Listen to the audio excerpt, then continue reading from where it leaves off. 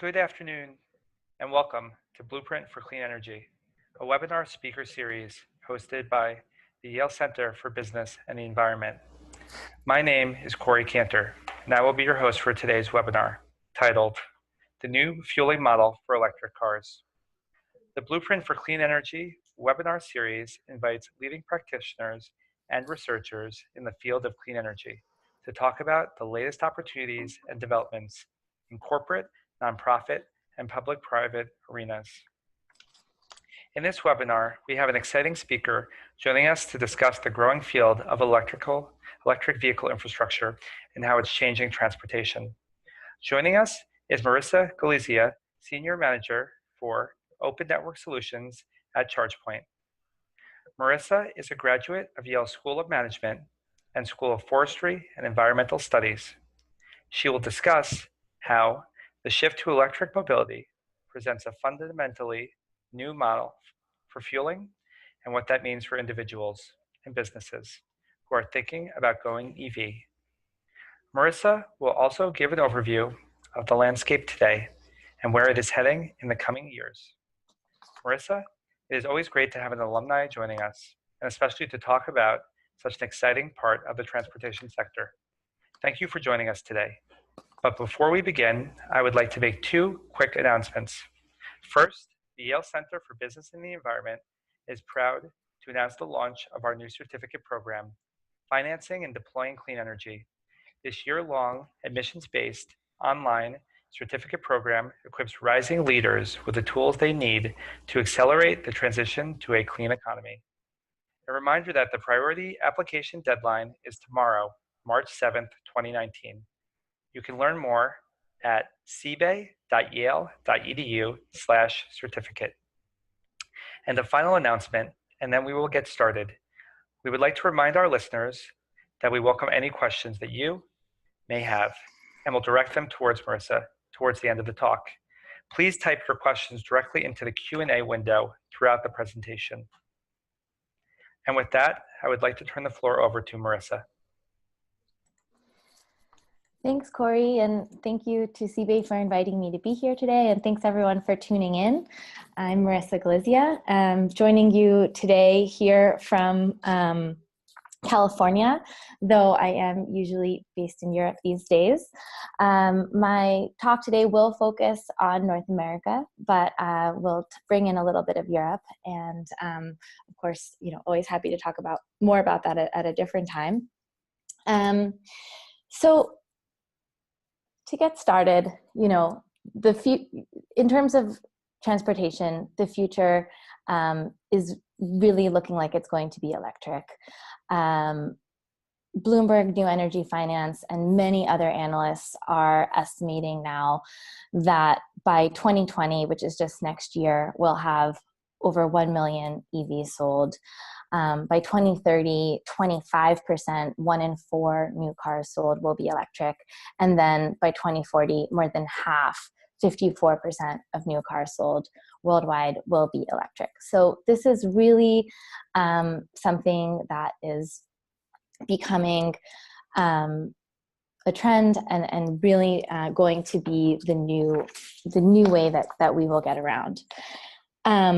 There are already over 30 different EV models available in the US, and many automakers have made commitments to move exclusively to cars with batteries in the next few years.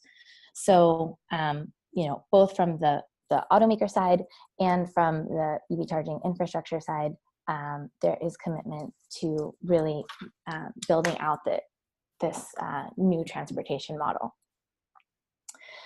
So why is this happening? I mean, there's many reasons, but from the environmental perspective, EVs are getting cleaner and more efficient over time. The Union of Concerned Scientists has put out these studies every few years, starting in 2009, that try to put the equivalent emissions from EVs in terms of what that would be with the miles per gallon from a gas car.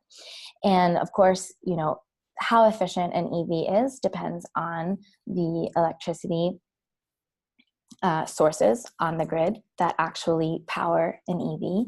So if the whole country was running on renewables and solar and wind, of course, there would be these would actually be zero emission vehicles. But of course, since that's not the case yet, the environmental benefit depends on what's actually going into them and what electricity sources are going into our electric grid. So these maps just give a sense of how that varies across the country based on the energy sources that are going into the grid.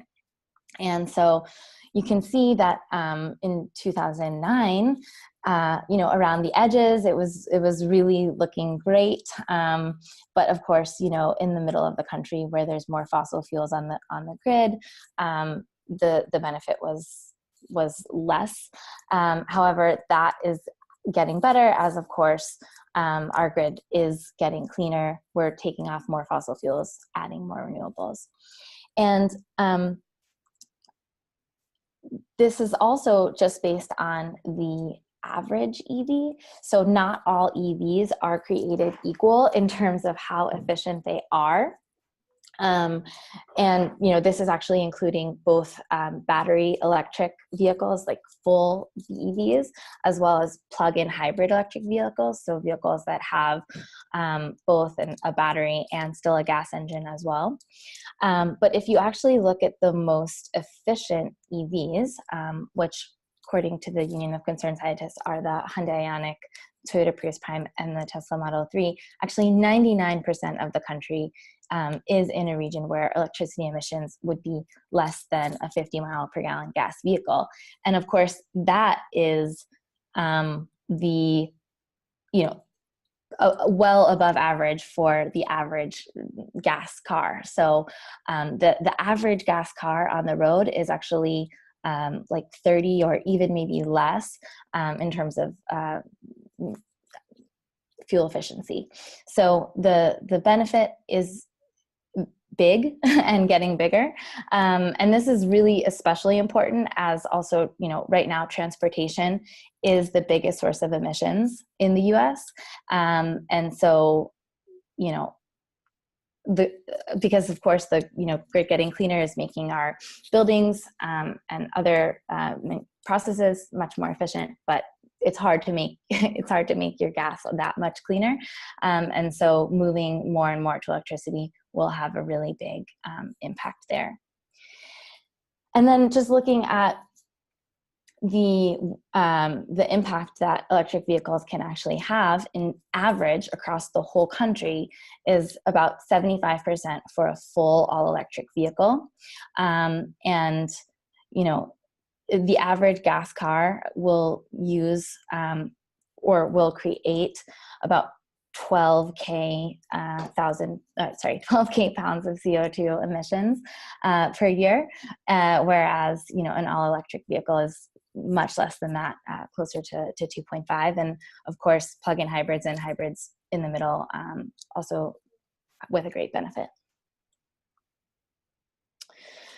So the new fueling model, what do we really mean by that? I mean, in addition to just changing the fuel source that's going into cars, it's really also about how we're going to charge and where we're going to charge our cars versus this old model of going to the gas station and having to go out of your way to plug in. So EV charging can happen wherever life happens. All of us have the ability to, plug into any plug essentially that you find. It will be slow, but it can happen. And so you can easily charge where you are once the infrastructure is there, rather than having to go out of your way. So at home, at work, around town, and out of town. Right now, 80 to 90% of charging happens at home and at work. And this means that a lot of people may not see charging stations as much as they see gas stations just driving around, because charging stations are hidden in parking lots and garages. So they're a little bit more out of sight, but they can be found, of course, with apps like ChargePoints and others that are available on the market, to not only see where stations are, but also if they're available or not, how much they cost, and all of that. So it's also about making the charging infrastructure more available in terms of data and insight into where these chargers are. So there are different types of charging infrastructure for different needs. Level 2, what we call level 2, is an AC charging station. It can give up to 25 miles of range per hour. It's usually about 3.8 to 7.2 kilowatts. This is by far the most pervasive type of EV charging infrastructure out there right now. There is also level 1, or basically your basic home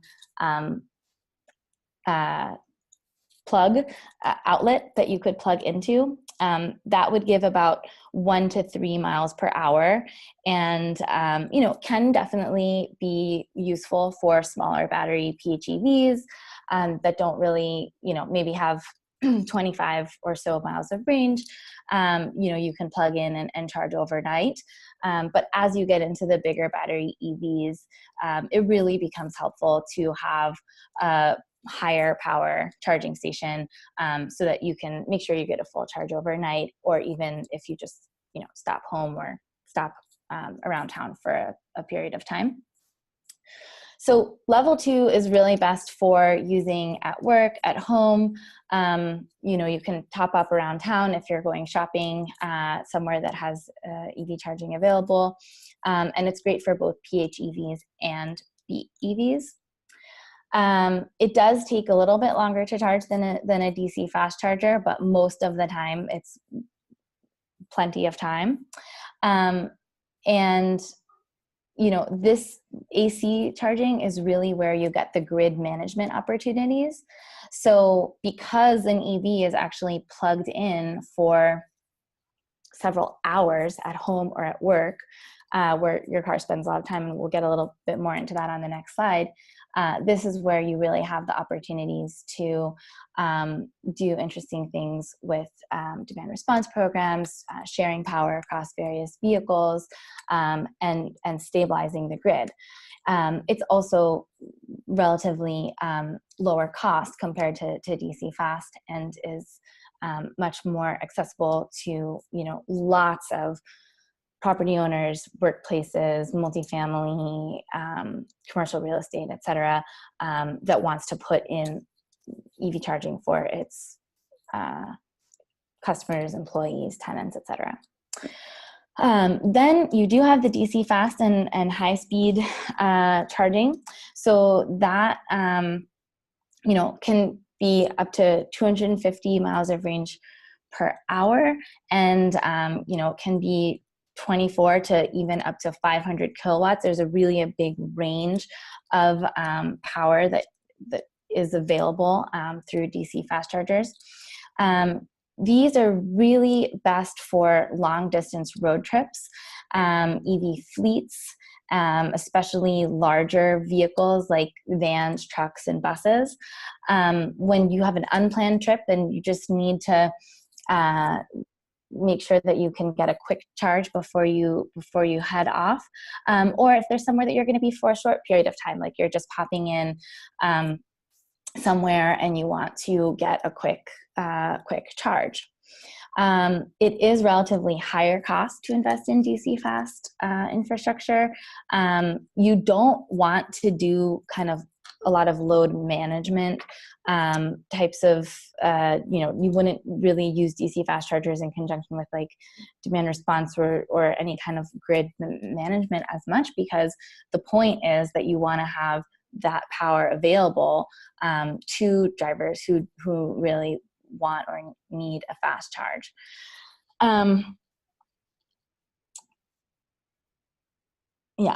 So they're both of these charging types are really going to be important for the acceleration of EV mobility. You really do need both, because most of the time it's going to make sense to use a level 2 charger at home, at work, around town. But of course, you also need to be able to go on a long EV road trip and stop into a rest stop, or get a quick charge to enable that kind of travel. So now, looking at the North America EV charging landscape, this is actually a map of the from ChargePoint, which shows both the ChargePoint stations as well as other stations, public only, of course, in North America. And so there are about 37,000 public chargers in the US, about 4,700 in Canada. About 10% of both the stations in the US and Canada are DC, and the rest are AC. So I think we'll continue, based on kind of what I was also saying on the last slide, we'll continue to see that kind of a split where we'll see both types expanding, but it probably, I think a lot of times we hear that, we need more DC fast chargers, and we're going to eventually move towards the situation where we have all DC fast chargers, but probably will continue to be a mix.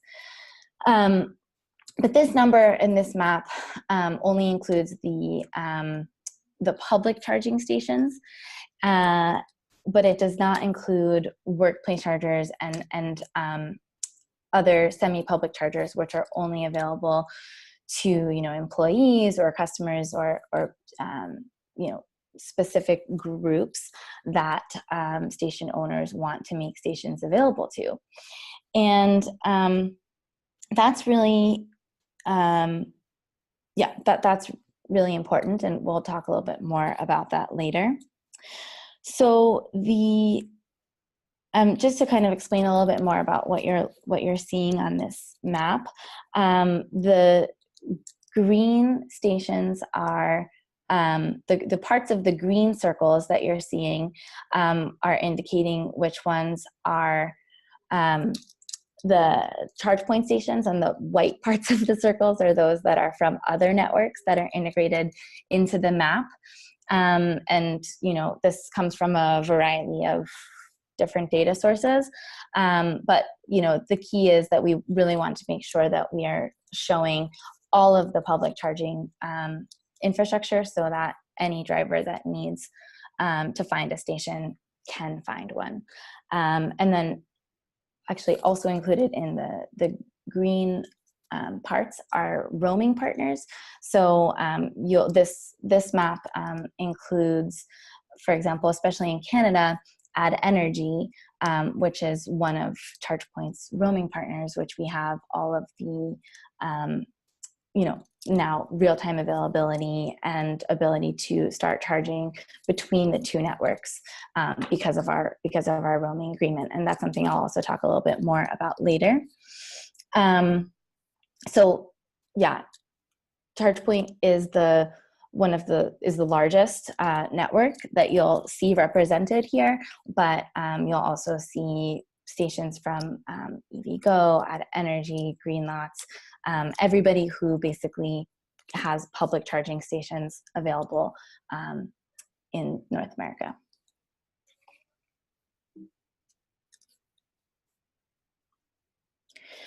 And also now, just to touch a little bit on what's going on in Europe, because as I said, that's where I do spend most of my time right now. The situation in Europe is quite different than in the US. There are 136,000 AC charging stations already public, and 24,500 DC charging stations. So what's interesting, there's lots of interesting things, but one is that that's 18% DC to AC. So that's actually almost double the split in the US or in North America. And that's also interesting because there's been more focus on the public charging station build out compared to the semi-public and workplace charging station in Europe. I think partially related to just policies and the way that market has developed. But it's, in general, the market in Europe is a lot more fragmented. There's a lot of small companies, municipalities, utilities, and every other type of org trying to get into the EV charging business, find a business model. And so it's kind of just developed in a very different way.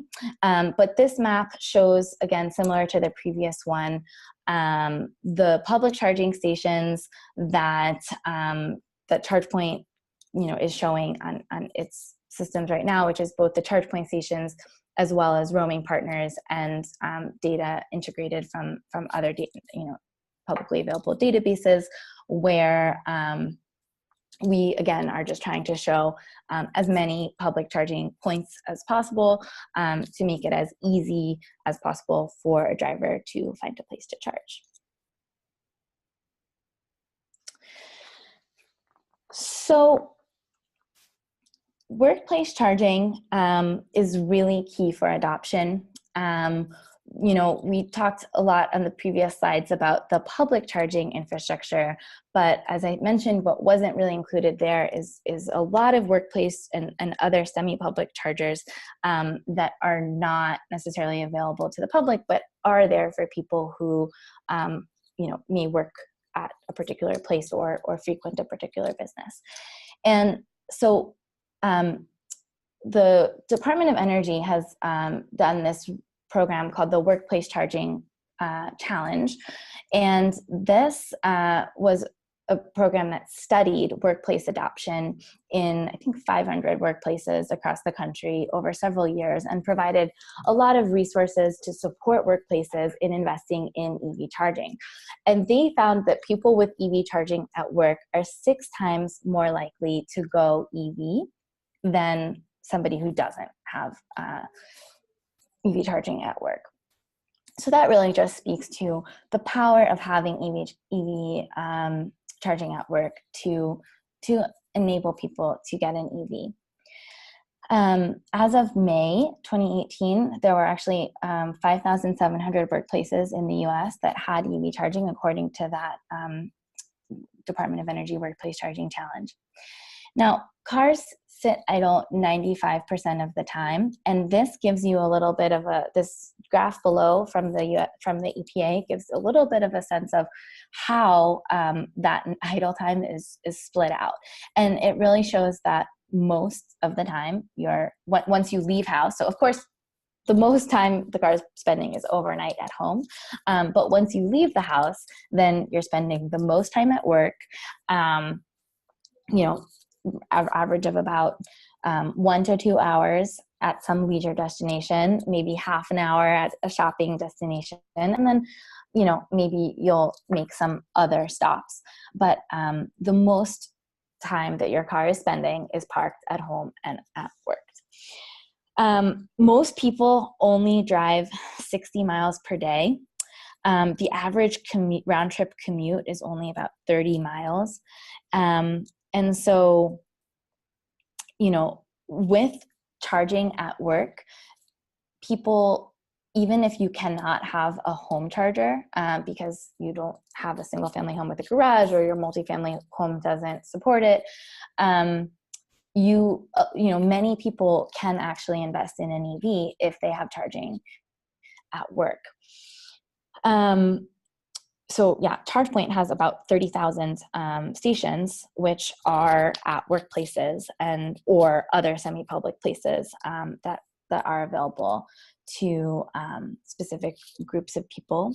And so, that also just speaks to how important it is to have charging at work, because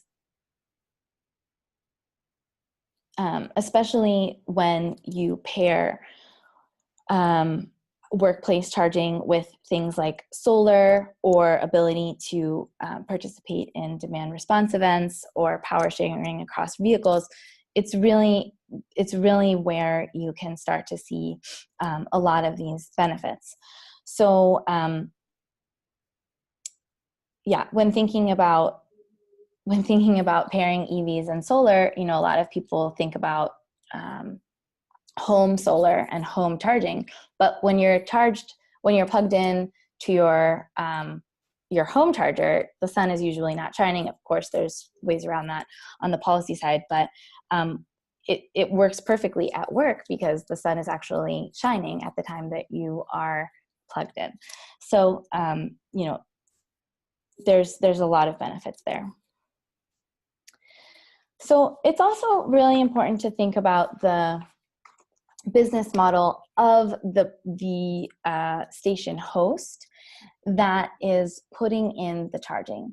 So, if somebody is going to invest in putting in charging on their parking lot, that charging station needs to fit with their business model. And so it's important that companies can actually configure the charging stations to match their business model. So there's a number of questions that it's very good to think about when thinking about how to both invest in infrastructure and configure it so that it fits with your business. So if you want the charging station to be open to the public or not, that's a setting that you have to think about. Do you want to charge a fee? So we have a lot of station owners that actually make their stations totally free because they just want it to be an amenity and something that draws customers into a business or makes their workplace a good place to work. But maybe for other types of businesses, it actually is important to charge a fee. Maybe you don't want people spending lots of time at parking in your parking lot. We've seen that one of the popular ways to kind of set charging fees is to make it free for a couple of hours and then set a fee after that, so that somebody who's parking there has the time that they need to get some free charging while they go into the store and buy something. But then, maybe you want to have a fee so that you're incentivized to move after that. Or maybe you want people to be able to get a free charge, but then, once they're done charging, you want them to have to pay for taking that spot. So again, there's lots of different options for how you can do it, but I think the key thing is that if you're thinking about investing in EV charging, it'll be a lot easier to make that decision if you know that you have the control over how that station will work. Another question is, do you want the stations to be visible to users? So whether it's just for your employees or to the public, but do you want somebody to be able to know that those stations are there, know if they're available or not, what the pricing is at that time? That's something else to consider, because for your business, it might be very valuable to be able to show that there are charging stations there and they're available, so you would be attracting people to come in. Do you want to be able to queue up or add themselves to a wait list? So something that happens a lot at workplaces now that have a lot of charging stations is that the charging stations get very busy. Once you have charging stations and people know about them and know that they can get an EV and have a place to charge nearby or at work, then they go ahead and get an EV, and then suddenly your charging stations are full all the time. So do you want to enable people to get into line and get notified when that charging station becomes available, so that they can just not have to constantly be checking if that station is available or not.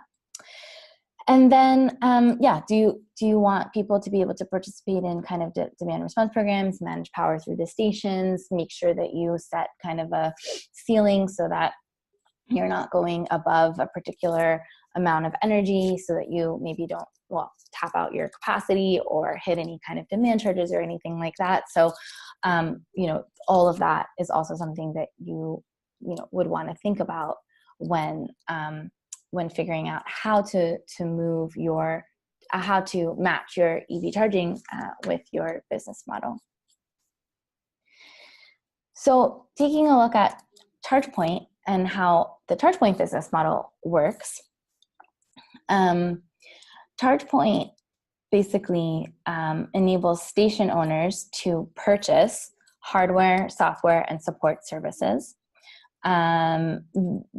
The ChargePoint Cloud gives station owners full access to control all of those features mentioned on the previous slide. So the station owners are in control of all of that.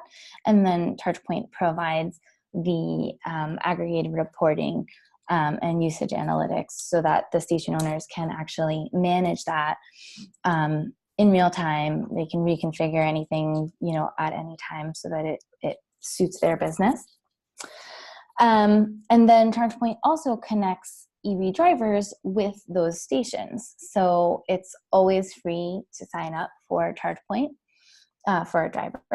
The data is stored securely, and they make payments, directly to ChargePoint. And ChargePoint handles all of that for the station owners. ChargePoint also provides the customer support. So there's 24/7 driver support through toll-free numbers. And then there's remote monitoring and updates to make sure that the stations are always online and always available to EV drivers. So just a little bit about kind of how this value chain works. So drivers connect a payment method to the the app that they're using. In this case, ChargePoint.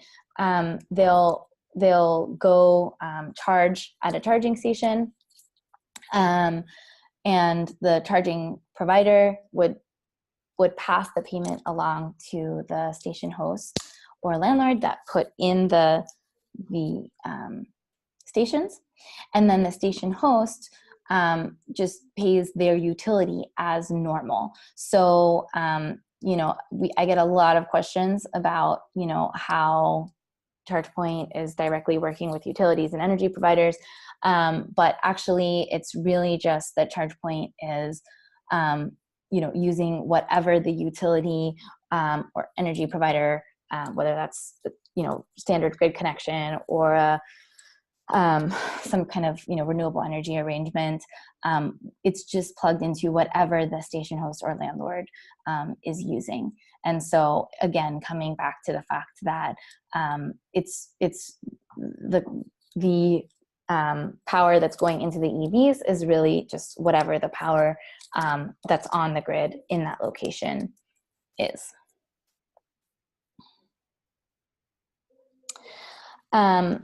So there's also increasingly a trend now. So I think the previous slide was more like the standard, simple value chain players, but that's also getting more and more complicated as more and more different kinds of organizations are getting into this EV charging field and wanting to incorporate e-mobility into their business and their ecosystem. And so increasingly ChargePoint and other players in this space are really thinking about opening up networks so that we can integrate into other platforms. So whether that's some other app, system, in-dash navigation system in a vehicle, fuel card. There's tons of options that now, you can integrate EV charging into, and make charging available to any driver. So I think, roaming, I mentioned a little bit before, but is really becoming a trend in the industry where networks are starting to, realize that it's really beneficial to just make it as easy as possible for a driver to access a charging station, whether it's on your network or another network. This is something that has been big in Europe for a while, and has also been something that ChargePoint has been working on in North America for a while, but it's now really starting to pick up steam. As I mentioned a little bit before, there's a roaming agreement live in North America now between ChargePoint and Flow, which is one of the largest networks in Canada. We've also announced roaming agreements with EVBox and Greenlots, and there are more in the works, of course. And then there's also the idea of opening up your ChargePoint operator network. So that's basically everything that enables you to manage a charging station remotely. So ChargePoint's platform is, we call it the ChargePoint operator network. And so, really making that open to every type of hardware out there. Again, something that is becoming more and more important over time. And then to provide full support. So, this is really something that, the station host shouldn't really have to worry about the support of the stations. This driver shouldn't have to worry about if the station is going to be working or not.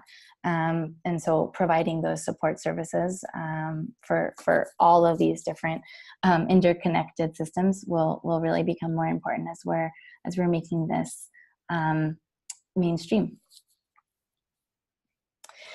So another kind of big trend coming is the fleetification.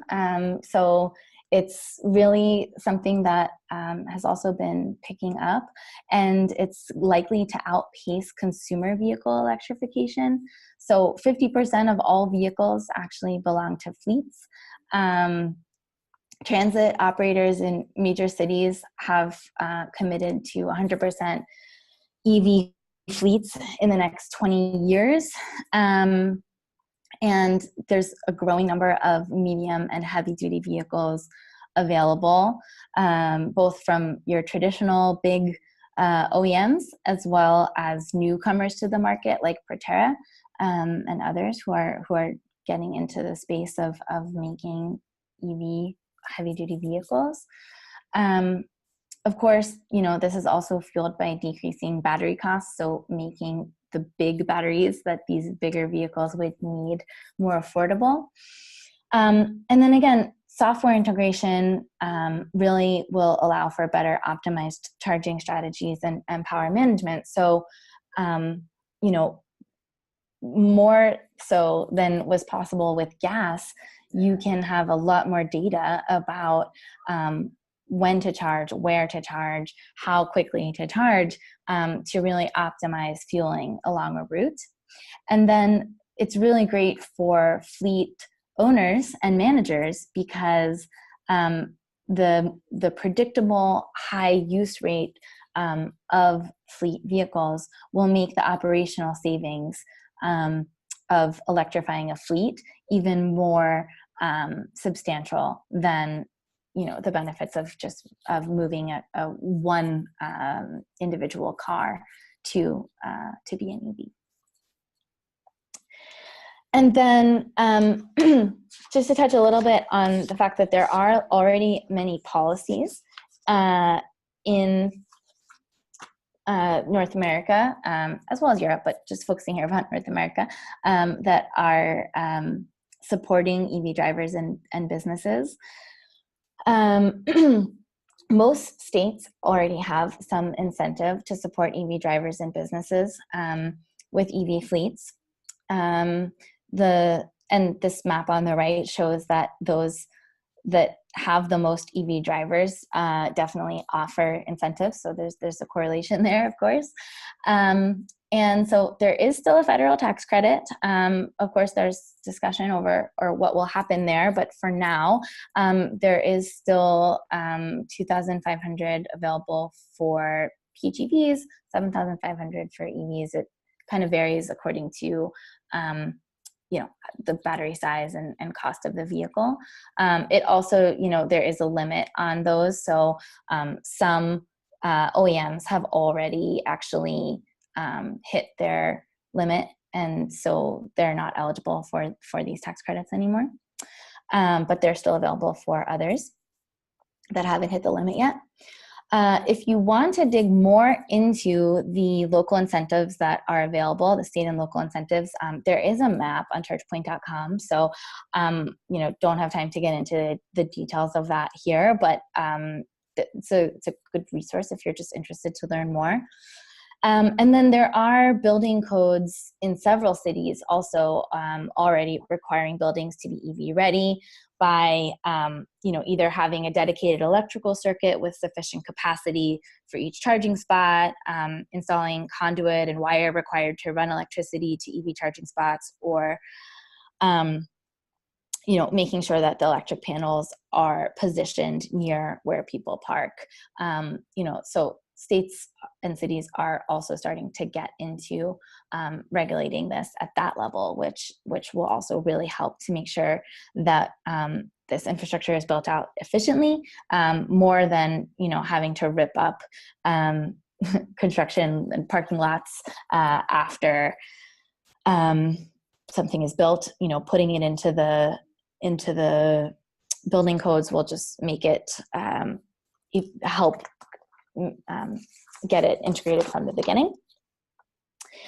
And then in case you would like to learn more, the Alternative Fuels Data Center has just a wealth of information where you can really slice and dice figures on EV charging infrastructure, on greenhouse gas emissions, on incentives, on resources to support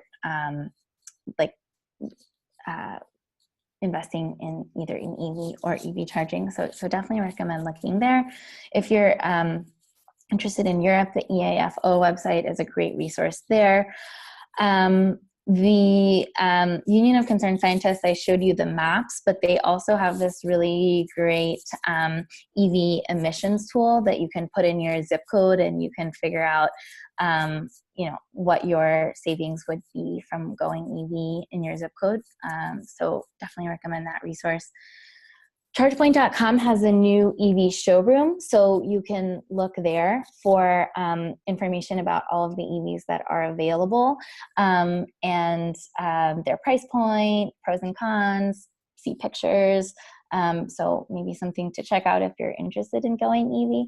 And then the Climate Group is doing this EV 100 initiative where they're working with businesses to make commitments to go to 100% EV, and they have also a lot of resources associated with that. So maybe that's also something you want to check out. And with that, I will just share my email in case you would like to reach out, and then turn it over for questions. Awesome. Thank you so much, Marissa. Really appreciate it for such a great presentation. It's a topic that our listeners have been interested in for a long time, and probably the most Q&As we've had in a Blueprint in a long time. So a lot of great reader questions coming in. So folks who are listening, feel free to keep on submitting questions at this point through the Q&A box. We're going to do our best to get through as many questions as possible. And if you're just joining us, we are speaking with Marissa from ChargePoint about the firm's work in deploying EV infrastructure and the EV industry at large. So thanks again, Marissa. And I'm going to go straight to reader questions because we got a bunch of good ones. So our first question is, can you talk more about the competitive landscape evolved in the US in terms of different players and business models? similar to how you mentioned in Europe, and how these players attempt to differentiate themselves? Sure. So there are several players in North America. As I mentioned, so ChargePoint is one, definitely the largest AC charging player. EVgo is a very big DC charging player. Then there's Greenlots, who we've signed a roaming agreement with recently, which was announced a few weeks ago, which is also quite big in AC and some DC as well. And then, I mean, there are several others, but you know, I think the key difference is that the competitive landscape in North America is growing, as there are definitely more players coming into the market. The key areas of differentiation, aside from kind of like the AC-DC split, would be really, I think, in terms of features and functionality and just the control over pricing, access, and the overall driver experience and support that comes with the solution. Great. Our next question, another audience question. The questioner asks, Marissa, you mentioned 80 to 90% of charging occurs at home and work. Between those two, what is the current breakdown? And how do you see the optimal future mix between home, work, and public charging? What percentage of charging do you think in the future will come from public chargers? Mm-hmm. Yeah, so I think you definitely need a bit of all of it. I think the home and work will continue to be the most common places that people charge.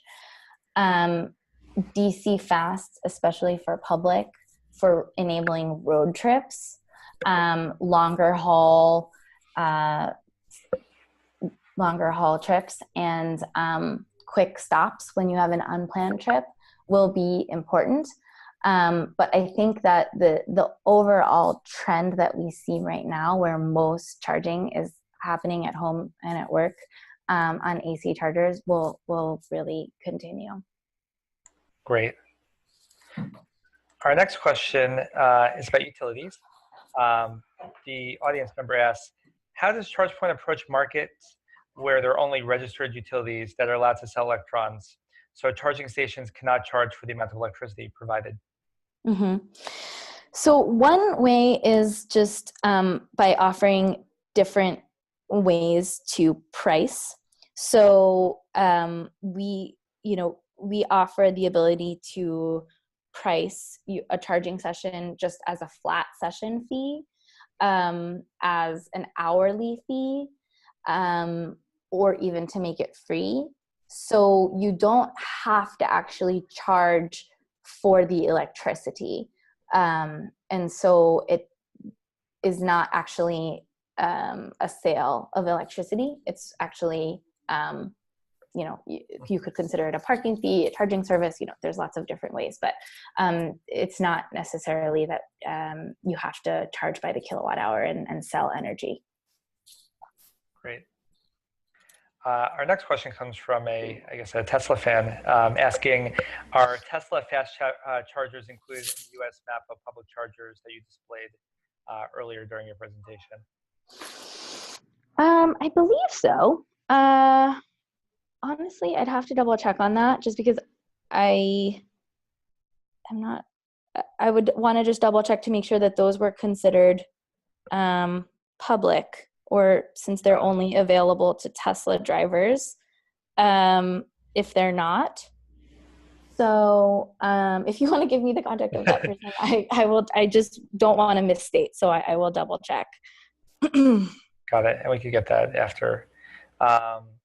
Our next question is, are is ChargePoint working with school districts who want to use electric buses? And then in general, is there any type of ChargePoint program for schools? Great question. So yeah, I totally agree that electrifying school buses is just such an important and, great idea because, school buses are some of the dirtiest vehicles on the road, and transitioning those to be electric will, not only be good for the environment, but also just for the health and safety of our children who we're transporting in them. We don't have a specific program that I know of right now for school buses, but it's certainly something to talk to our fleet team about and get some more information on. So again, happy to connect whoever that is with the fleet team and get some more info if I can. Great. And also just actually one more comment going back to the Tesla question really quickly, just to say that though I'm not 100% sure if the Tesla stations are on that map, what I definitely can say is that the ChargePoint stations are compatible with Tesla cars. So with the adapters that Tesla sells, you can charge on all of the public chargers that are on the map. I just don't know if the converse is true. Great. Our next question is about roaming agreements and partnerships with other companies. So the questioner asked, you talked about roaming agreements / partnerships with other companies. Can you talk more about this? How would this be different from the customer's perspective versus them having two different apps on their phone to check? Yeah, great question. So it's one of the big complaints that we hear from EV drivers is like, it's so complicated to figure out which app I need to use on which station and which card I have to use. I don't want to have 16 different RFID cards to be able to charge my car. And so roaming will make it so much easier for drivers because with one account, they will be able to access a variety of different networks, and they won't have to think about, oh, which app do I have to use today? Am I all set up? They can really just find a charging station in one app, go there, and use one account for all of their charging. Similar to how you have like in the cell phone or ATM world, where it's like you can just use your same debit card at any ATM and you don't have to really think about it. But you can get money, or you can just travel and maybe the fees will be a little bit different, but you can use your cell phone. Great. So Marissa, I'm going to ask a last question here, just in the interest of time, and kind of get you the remaining questions that folks asked. But kind of to wrap up, looking to the future of this kind of greater electric vehicle space, as well as in infrastructure, how do you see things changing over the next 5 years or so? Would be really interested in kind of just hearing your big picture thoughts. Well, I think it's just going to continue to grow, and I think we're going to see it's going to become normal that when you move into a new home, there's going, it's going to list your amenities like gym, pool, EV charging, Wi-Fi, like that's whether you're moving to a new home, like looking for a hotel, like it's going to become very normal that there's gonna be EV charging there. And if it's not, you're gonna probably look for a different house or a different hotel or a different workplace. And then I think, people are gonna actually get a lot of time back because they're not gonna have to go out of their way to stop at a gas.